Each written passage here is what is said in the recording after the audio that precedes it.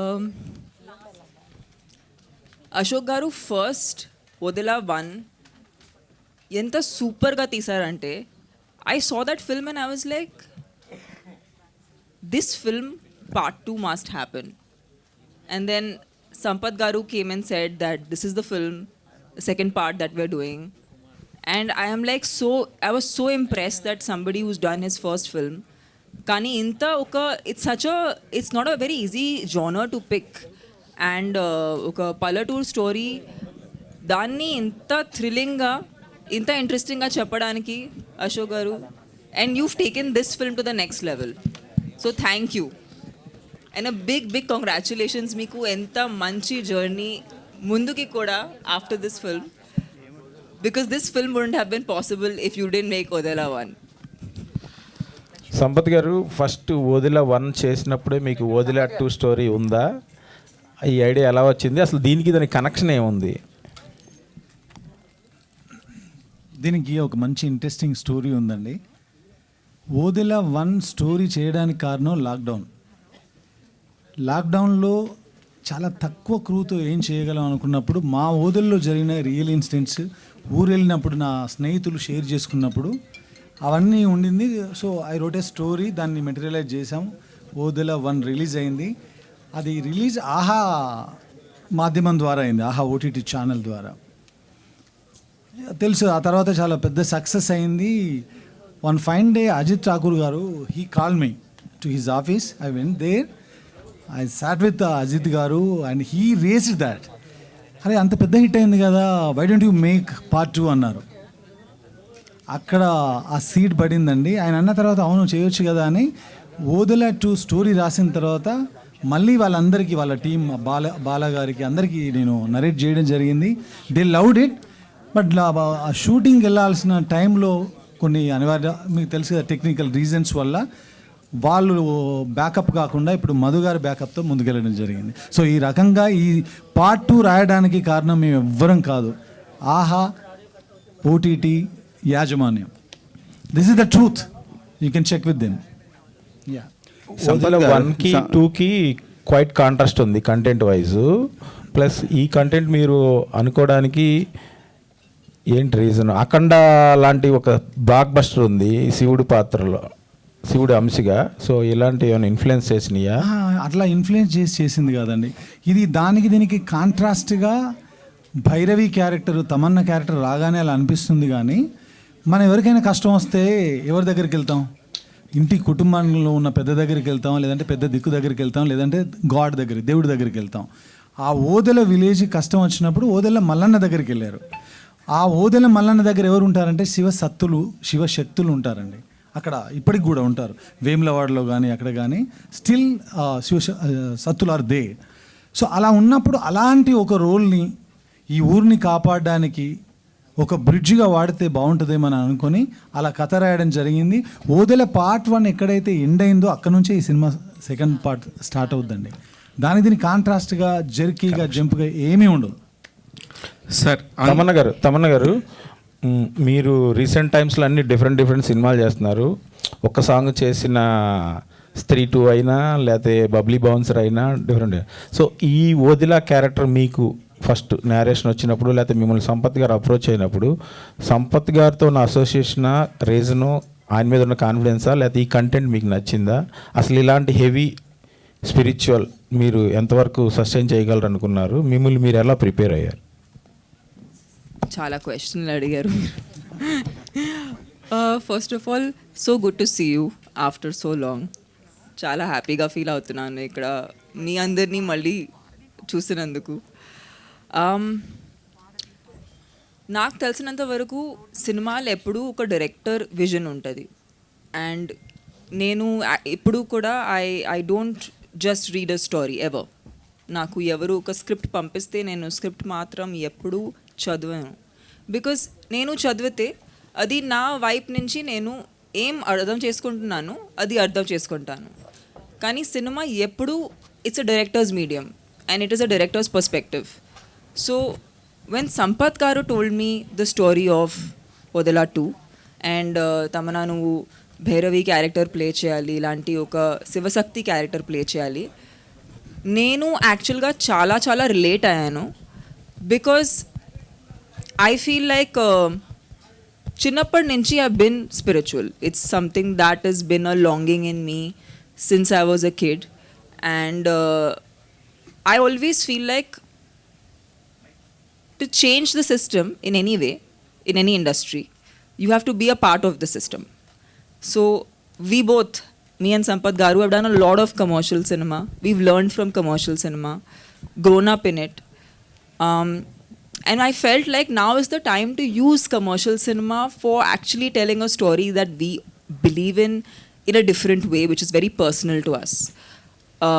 In Sir's case, it is Aina Uru. And na case lo, it was a character that I felt very, very like I could relate to the girl.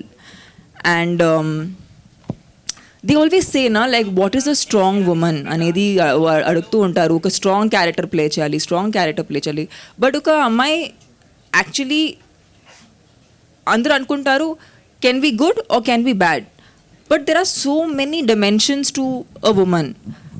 Shivashakti lanti dimension eppudu I don't think any director has, in the recent past at least, nobody's tried to tap that kind of a woman. And I feel like that is, you know, if today Sampath Garu is thought of tapping into the divine feminine and bringing that in front of celluloid, I feel like that is the biggest respect that you can give to a woman and say I am showing on big screen, I'm showing divine feminine. So literally I hats off to Sampath Garu to think that that's the story he wants to tell, because it is good over evil and it is Shakti winning over evil. So that is just an amazing attempt. Sampath garu, first of all, teaser looks good అండి. Thank you, all the very best. And sudden గా date announce చేశారు అంటే ఇలాంటి సినిమాలకి కొంచెం preparation అవసరం కదా, post production work కానీ, విఎఫ్ఎక్స్ కానీ, లైక్ ప్రమోషన్స్ కానీ ఇవన్నీ ఉంటాయి కదా, ఎంతవరకు ప్రిపేర్ అయ్యి? ప్రమోషన్స్ అయితే మీ మీద డిపెండ్ అయిపోయాను. సడన్గా అనేది మాత్రం కాదు, ఎందుకంటే 1.5 year, ఇట్స్ బీన్ 1.5 year. మేము స్టార్ట్ చేసింది 1.5 year క్రితం ఈ సినిమా. విఎఫ్ఎక్స్ వల్లనే ఇంత డిలే అవుతూ వస్తుంది. మా యాక్టర్స్ కూడా అడుగుతున్నారు, సార్ రిలీజ్ ఎప్పుడు అవుతుంది సార్ అని. ఇప్పుడు ఇప్పుడు ఇందాక చెప్పానండి, ఏప్రిల్లో కూడా షూట్ చేసాం మేము. విఎఫ్ఎక్స్ ఉన్నాయి, లాస్ట్ ఏప్రిల్లో షూట్ చేసాం, ఈ ఏప్రిల్ 17th వస్తున్నాం. సో సడన్గా తీసుకున్న డిసిషన్ కాదు. ఇప్పుడైతే వీఆర్ ఆన్ ట్రాక్ అండి. తప్పకుండా స్టాండర్డ్ ఫిల్మే బయటికి వస్తుంది. ఓకే, ఆల్ ద బెస్ట్ అండి. మధు గారు. Thank you. మధు గారు సార్, టీజర్ లాంచ్ కుంభమేళలో చాలా గ్రాండియర్గా చేశారు. చాలామంది టీంని కూడా తీసుకెళ్ళి హ్యూజ్ బడ్జెట్ పెట్టారు దానికోసం అని విన్నాం. ఎంత ఖర్చు అయింది, ఎంత ఖర్చు పెట్టారు అసలు టీజర్ లాంచ్కి? సార్ అవి అంటే నా దగ్గర లేవు లెక్కలు, అకౌంటెంట్ దగ్గర చెప్తాను. అంటే చాలా మందిని తీసుకెళ్ళి చాలా హ్యూజ్గా ప్లాన్ చేశారని విన్నాం. హ్యూజ్గా అంటే శివుడు ఇచ్చిన డబ్బు ఆయనకి, శివుడికి కోసం ఎంత ఖర్చు పెట్టినా తక్కువే. ఆయనకు డబ్బు శివుడే ఇచ్చాడు. ఇప్పుడు తమన్న గారు చెప్పారు కదా పుణ్యం వస్తుందని. మనం లాస్ట్కు చేసేది ఎంత డబ్బు సంపాదించినా లాస్ట్కు ఇచ్చేది పుణ్యమే చేయాలి. అది నేను మధ్యలోనే చేస్తున్నా. తమన్న గారు. Hi, Taman. Hi, Andy. This is Rani from Telugu 70 mm. Sorry ma'am, I didn't hear your name. This is Rani. Yes, Rani. hi Rani. Yeah.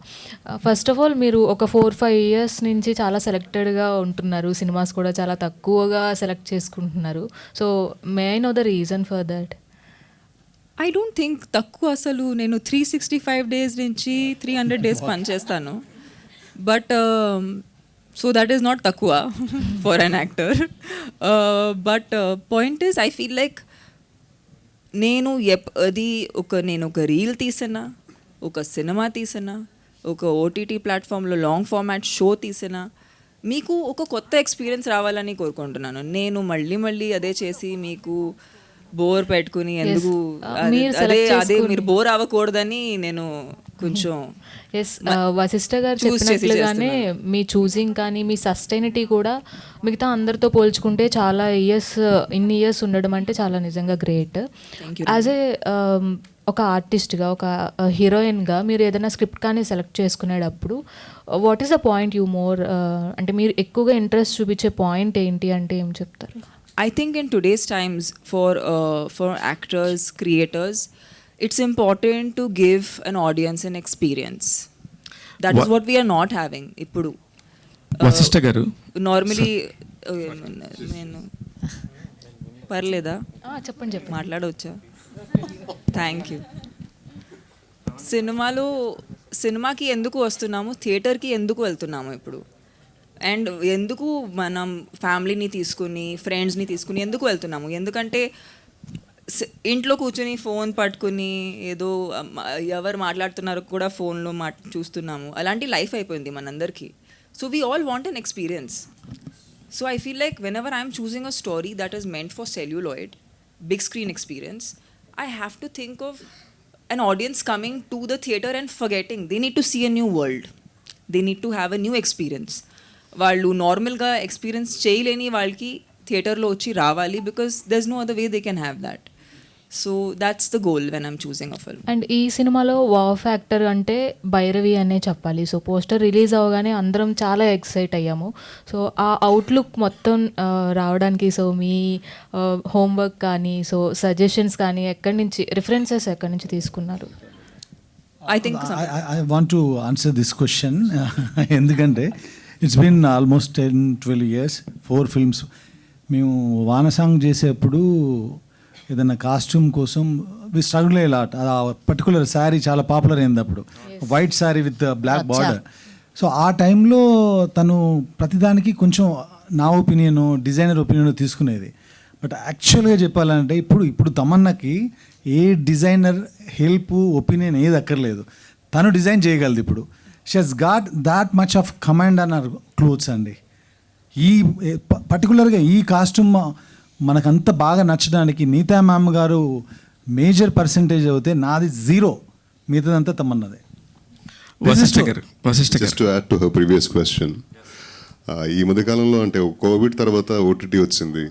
ఆ తర్వాత జనాలు థియేటర్కి రారని చెప్తున్నాం, మనం కంప్లైంట్ చేస్తున్నాం, అరుస్తున్నాం, చూసే ఉంటారు కదా, మీరు రాసి ఉంటారు చాలా.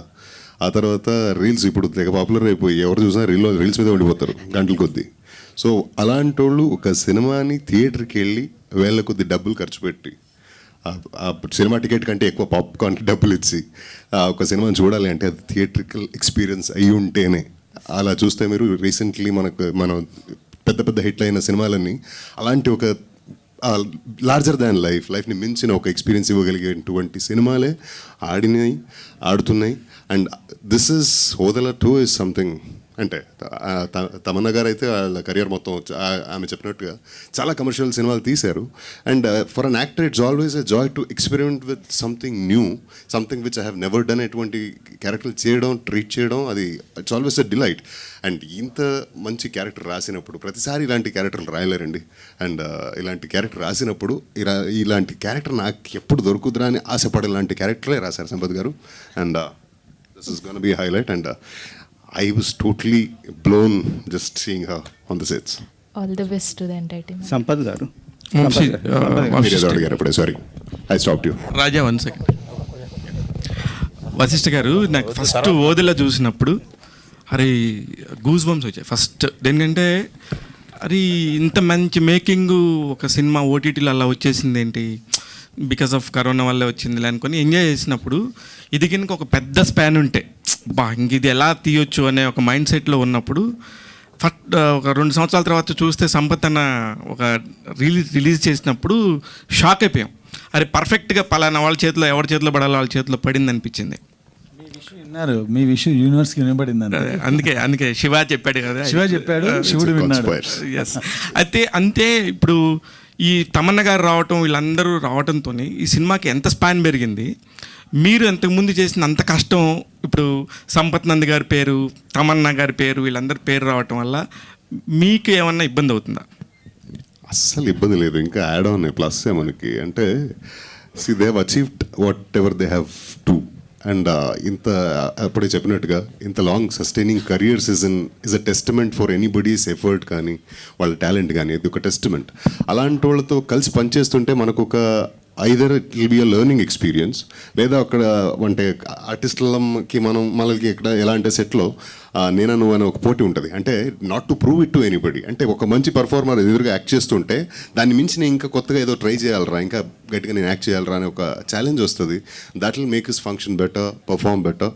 And with such talented achievers నేను ఒక పార్ట్ తీసుకుంటుంది ఇలాంటి ఒక టీంలో నీవు ఉన్నది నాకు చాలా it's a very very great thing. And మిగతాది సినిమా చూసిన తర్వాత మీరే చెప్తారు. సంపత్ గారు, చెప్పన్నా. 20 సంవత్సరాలు 5 సినిమాలు డైరెక్టర్గా కథ, మాటలు, దర్శకత్వం అన్నీ చేసుకునే కెపాసిటీ, క్యాలిబర్ ఉండి 2021లో సిటీ మార్ వచ్చింది. మళ్ళీ 5 years గ్యాప్. ఇక్కడ ఏదో కొత్త పేరు కనబడుతుంది ఒక టైటిల్స్లోనే. క్రియేటెడ్ బై అనేది సంపత్ నంది అనేది పెట్టుకున్నారు. అక్కడ మీకు అన్ని పేర్లు ఉండే దగ్గర అది పెట్టుకోవటం అనేది అన్ని పేర్లు అర్థం కాదు, క్వశ్చన్ అర్థం కాదు. కథ, స్క్రీన్ ప్లే, దర్శకత్వం అనుకునే పెట్టుకునే దగ్గర only created by Sampath Nandi అని పెట్టుకున్నారు. లేదే, మీరు చూడలేదు అనుకుంటా. He's the mother. He's the mother. He's the creator. That's okay. 21 గుర్తు కూడా లేదు నాకు అది ఎప్పుడు వచ్చిందో, అంటే అంత మర్చిపోయాను దాన్ని. సినిమా ఎంత గ్యాప్ తర్వాత చేసామనేది ఇంపార్టెంట్ కాదు. నా ఉద్దేశం అయితే కమర్షియల్ ఫ్లోలో వెళ్తున్నాను నేను. మీరు చూస్తే రచ, బెంగాల్ టైగర్, గౌతమ్ నంద, సిటీ మార్ అలా వెళ్తున్నప్పుడు మీ అందరికీ తెలుసు గాంజా శంకర్ సినిమా వెళ్ళాల్సింది. గాంజా శంకర్ వెళ్ళినప్పుడు చాలామంది అయితే అరే ఏంటి అనుకున్నాం కదా వెళ్ళాల్సింది అనుకుంటారు. I fell very happy. ఎందుకు ఇలా జరిగిందంటే ఏమో కొత్త రకమైన స్టోరీస్ నేను చెప్పాలేమో అనుకొని ఐ క్రియేటెడ్ దిస్ స్టోరీ. ఆ టైంలో నేను దానిలో బిజీగా ఉన్నాను కాబట్టి ఈ స్టోరీని నా ఫ్రెండ్ అయిన అశోక్తో డైరెక్ట్ చేపిద్దామని అనుకున్నాను. తర్వాత స్కేల్ పెరిగింది, దానిలో ఉన్నటువంటి కంటెంట్ పెరిగింది, విఎఫ్ఎక్స్ పెరిగింది, నేను సపోర్ట్ చేశాను. సంపత్ సో మనం మంచి సినిమా 5 ఏళ్లకు 2 ఏళ్లకు 3 ఏళ్ళకు అని ఏం లేదు, ఎప్పుడు వచ్చినా తెలుసు కదా పూరి సార్ డైలాగు. సంపత్ గారు ఇప్పుడు ఆ క్వశ్చన్కి కంటిన్యూషన్ అండి. చెప్పండి. అంటే చిన్న గ్యాప్ తర్వాత మీరు గాంజా శంకర్ అనౌన్స్మెంట్ గ్లిమ్స్ కూడా రిలీజ్ చేశారు. ఫస్ట్ ఐ అని మంచి హై ఇచ్చారు. ఆ క్యారెక్టరేషన్ కానీ, ఆ లుక్ కానీ సాయిధరం తెచ్చుతో కట్ చేస్తుంది. ఏమైంది ఇప్పుడు? ఏమైందండి, గాంజా శంకర్ టైటిల్ అది మార్చమని పోలీస్ డిపార్ట్మెంట్ నుంచి మాకు నోటీసులు వచ్చినాయి, నాకు, హీరోకి, ప్రొడ్యూసర్కి. వచ్చిన తర్వాత మనం కథ అనుకుంటాం, మనం అందులో కంటెంట్ ఏం చెప్పబోతున్నామో వాళ్ళ దగ్గర డీటెయిల్ ఉండదు. కానీ డీటెయిల్ నాకు తెలుసు, అది అగెనిస్ట్గా రాసిన స్టోరీ అది. అలా అన్నప్పుడు దానికి వెళ్ళి వాళ్ళని కన్విన్స్ చేసి అది చేయడం కరెక్ట్ కాదండి. వాళ్ళ దగ్గర నోటీస్ వచ్చింది, సరే గాంజా శంకర్ ఆపేద్దాం, శంకరుడి మీద సినిమా చేద్దామని సినిమా చేశాను.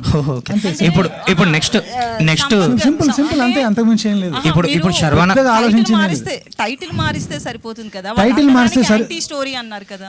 ఇప్పుడు నేను వెళ్ళి వాళ్ళందరినీ, ఇప్పుడు జనరల్గా ఒక పోలీస్ డిపార్ట్మెంట్ ముగ్గురు ముఖ్యమైన వ్యక్తులకు నోటీసులు పంపించినప్పుడు మనం ఒకసారి ఇలా జర్క్ అవుతాం, ఏంటి మనం మంచి సినిమా చేస్తామంటే నోటీసులు దాకా వెళ్ళింది అని.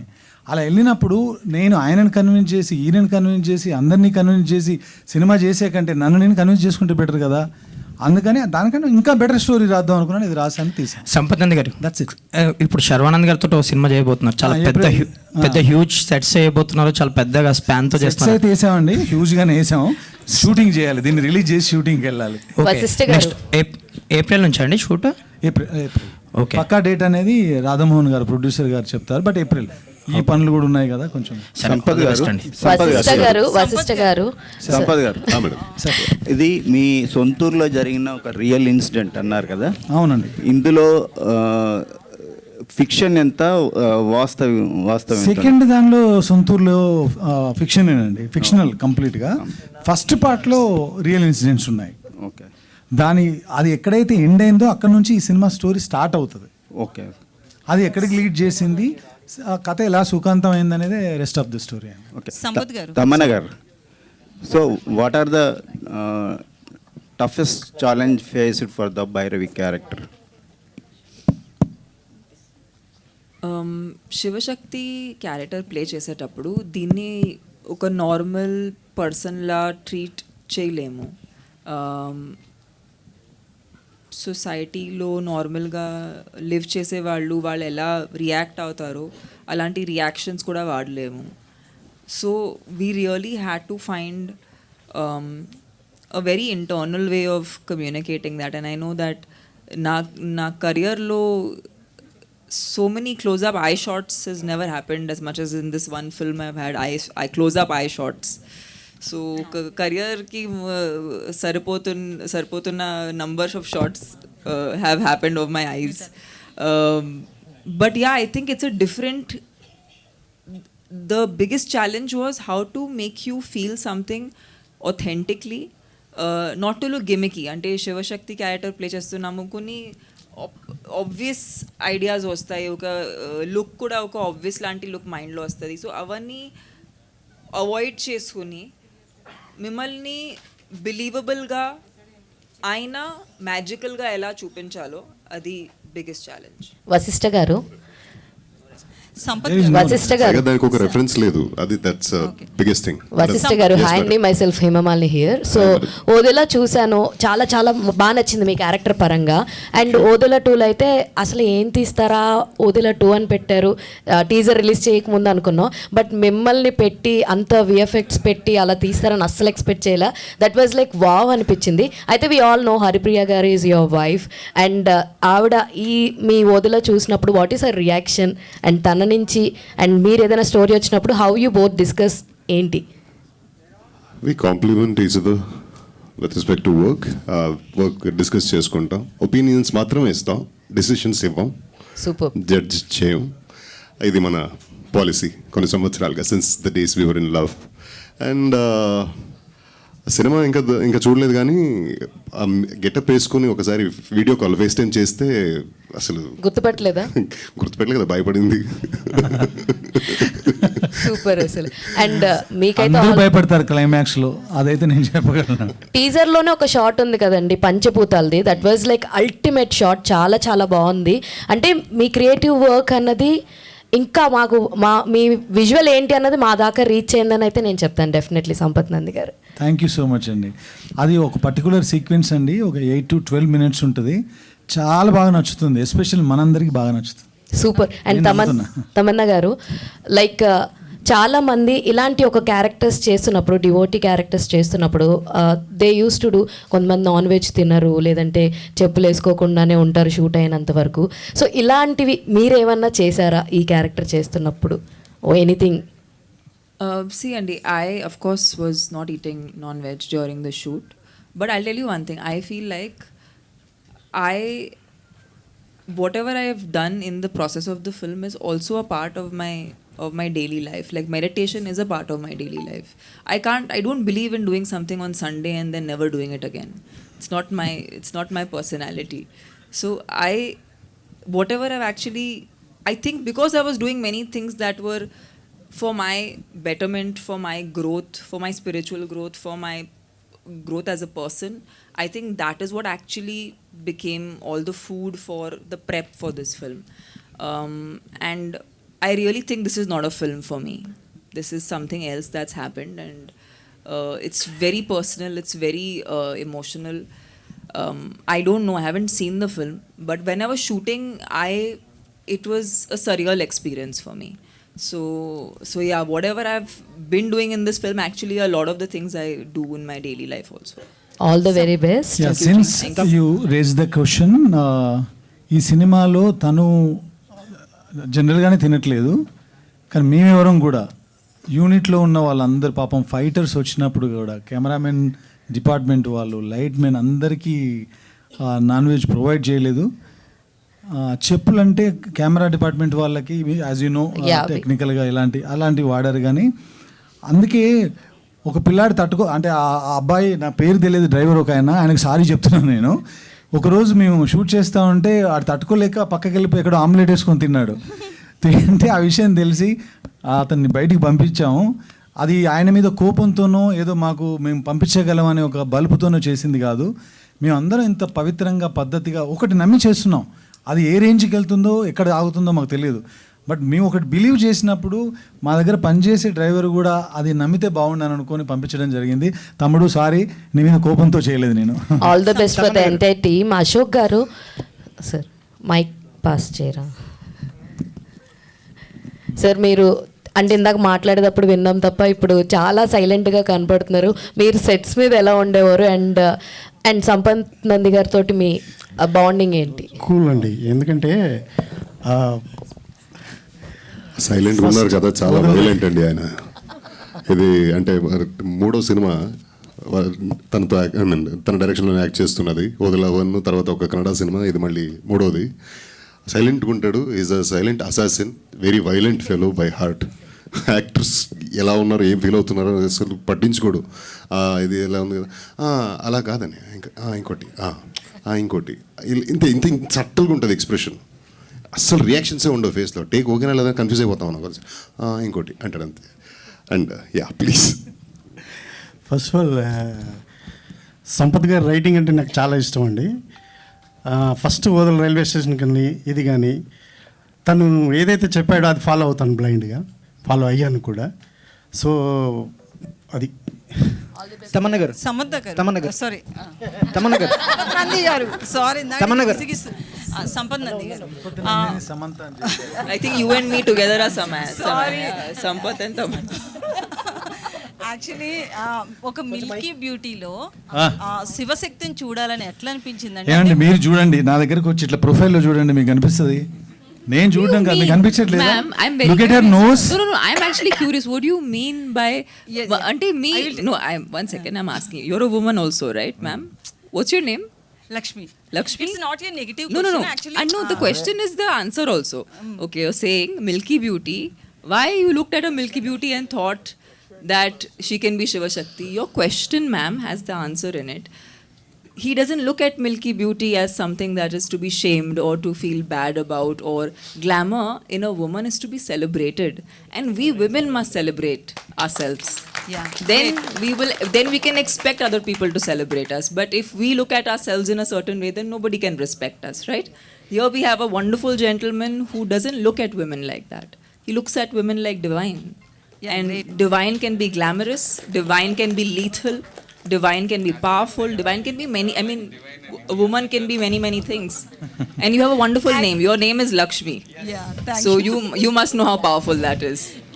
యాక్చువల్లీ క్వశ్చన్ ఏంటంటే రావట్లే ఇప్పుడు ఆమెని ఒక సద్గురుని కలిసినప్పుడు ఒక శారీలో చూసిన పిక్కి మీకు ఇన్స్పైర్ అయ్యారు శివశక్తి క్యారెక్టర్కి అనిపించింది అన్నారు.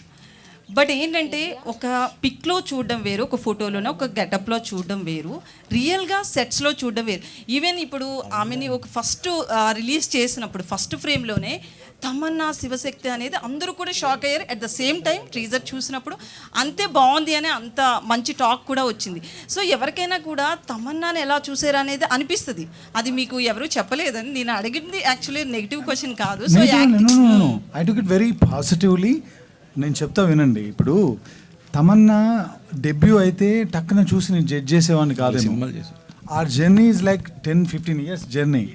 తను ఎలా వాక్ చేస్తుంది, ఒక యాక్షన్ చేసేటప్పుడు ఎలా ఉంటుంది. మీరు సిటీమార్లో చూస్తే రైల్వే స్టేషన్లో ఒక సీక్వెన్స్ ఉంటుంది. ఒక మగరాయిలా వాడిని పట్టుకొని వాడిని వాన్ చేసిన విధానం, వాడిని అబ్యూజ్ చేస్తూ మాట్లాడిన ఒక తెలుగు బూతు, ఇలాంటివన్నీ విన్నప్పుడు తను she can pull it off అనిపించింది అంతే. అంత ఎక్స్పీరియన్స్ ఉంది కాబట్టి ఈ డివైన్ థింగ్ ఉంది, అటు ఒక మాస్కులర్ థింగ్ అయితే ఉంది అనిపించింది నాకు. అందుకే ఇంకా నాకు అసలు డౌటే. ఇంకోటి కూడా చెప్తున్నా, తమన్నా చేయకపోతే ఈ సినిమా చేసేవాడిని కదా నేను. సంపత్ గారు వదిలే 1లో తల నరికి తీసుకెళ్లే సీనే ఆ సినిమాని ఆడుకో తీసుకెళ్ళిపోయింది.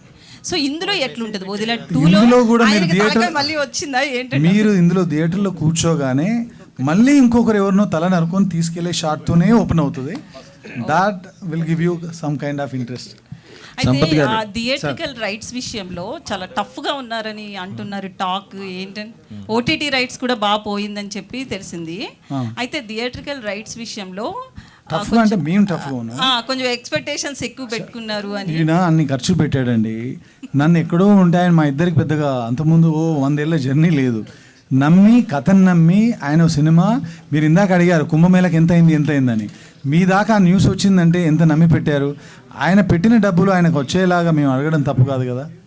వాళ్ళకు కూడా మేము ఇప్పటివరకు ఏదైతే మీరు వింటున్నారో మీడియాలో, ఎవరైతే ఆ సినిమాను తీసుకున్నారో సినిమాను చూసి తీసుకున్నారు.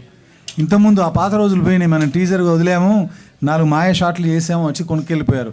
అక్కడ ఉన్న రమేష్ అన్న తెలుసు ఆయనకి ఎంత స్ట్రిక్ట్గా ఉందో ఇప్పుడు. సో మా దగ్గర కంటెంట్ ఉంది, ఆ కంటెంట్కి సరిపడా ఆయనను సేఫ్ జోన్లో పెట్టాలి అని అనుకుంటున్నాం. అట్ ద సేమ్ టైం జనాల్ని మోసం చేసి ఏదో డబ్బులు లాగేద్దాం అనే ఉద్దేశం లేదు. డబ్బుల పరంగా ఆయన సేఫ్గా ఉన్నా, రిలీజ్ తర్వాత నేను కూడా సేఫ్గా ఉండాలి. సేఫ్గా ఉండాలంటే సినిమా ఆడాలి. నా ముఖ్య ఉద్దేశం అది సినిమా ఆడడం. All the best.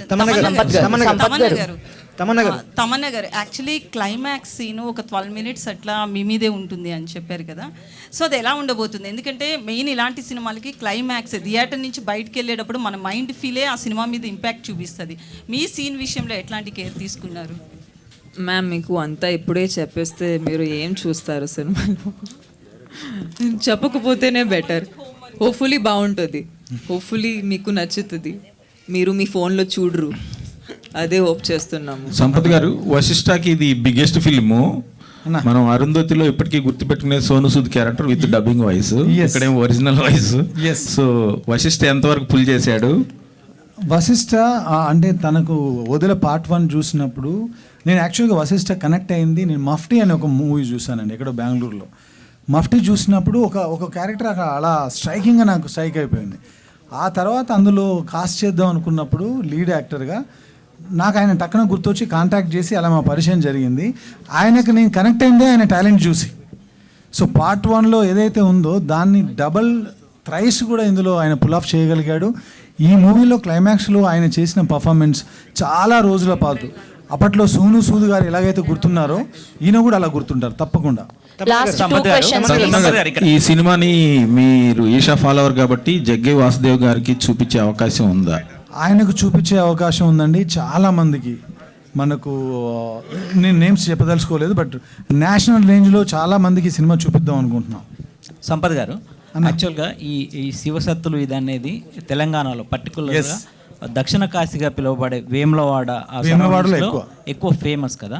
అంటే మీరు దాని నుంచి ఏమన్నా రియల్ ఇన్సిడెంట్స్ తీసుకున్నారా? శివశక్తి తీసుకుందే అక్కడి నుంచి. అంటే నేను పుట్టింది విలేజ్లో అండి. అక్కడ మనకు చిన్నప్పుడు మన స్కూల్కి వెళ్ళిపోతూ ఉంటే సడన్గా ఇంటి వైపు చూస్తే తనకు శివశక్తి పూనిందంట అని చెప్పేసి వాళ్ళు ఇలా తూలుతూ వాళ్ళు ఏదో ప్రిడిక్ట్ చేసి చెప్తుంటారు. ఆ విజువల్స్ అన్నీ మెమరీస్లో ఉన్నాయి కాబట్టి అలాంటి క్యారెక్టర్ చాలా కొత్తగా ఉంటుంది అని అనిపించి ఆ క్యారెక్టర్ అలాగనే సినిమాలో తమను ఎక్కడ శివశక్తిలా బిహేవ్ చేయదు. ఈ సినిమాలో తను యుద్ధం కూడా ఎక్కువ చేయదు, భక్తితో ఎలా గెలవచ్చు ఒక ఎవిల్ని అనేది చూపించాం ఈ సినిమాలో. ఇంకొకటి అండి, మనం కాశీకి వెళ్ళినప్పుడు మనకి ఇష్టమైనది ఏదో వదిలేసి రావాలని అంటుంటారు కదా, మీరు వెళ్ళినప్పుడు అంటే మీరు కానీ తమన్నా గారు కానీ మీరు ఏం వదిలేసి వచ్చారు? నాకు కొంచెం అక్కడక్కడ వింటాను, మీరు కూడా విన్నారో లేదో తెలియదు కానీ కొంచెం ఈగో ఎక్కువ అని అది వదిలేసి వచ్చా, కంప్లీట్గా వదిలేసి వచ్చా. ఇంకా లాస్ట్ క్వశ్చన్ ప్లీజ్ సార్. ఇప్పుడు యాక్చువల్గా రీ రిలీజ్ ఎక్కువ అంటే out of the box question అందరూ అని అడిగేశారు. సో రీ రిలీజ్ ఎక్కువ నడుస్తున్నాయి అండ్ అండర్ రేటెడ్గా ఉండిపోయింది గౌతమ్ నందా అనేది మీ కెరియర్లో.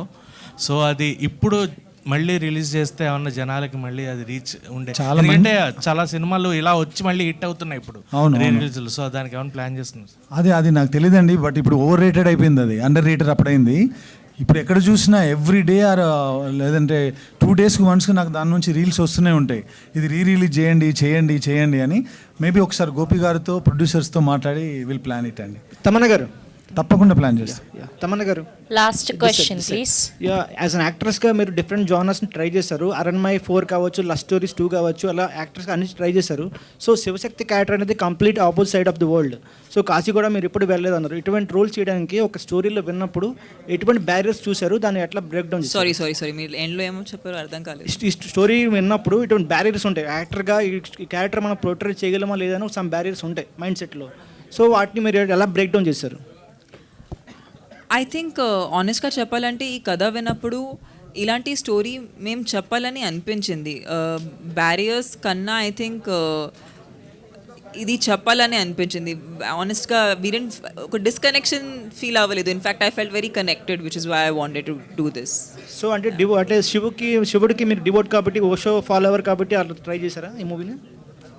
I'm just a human being, yaar. Chill, yaar. It's not so complicated. I'm just a regular person doing my job, having a good life. Okay. Don't complicate it. Thank you to all the media. Thank you Ashok Teja గారికి, మధు గారికి, సంపత్ నంది గారికి, తమన్నా గారికి and Vashishtha గారికి thank you so much. ఇది just teaser మాత్రమే, మళ్ళీ trailer launch లో, song launch లో కలుద్దాం. Thank you so much. Thank you.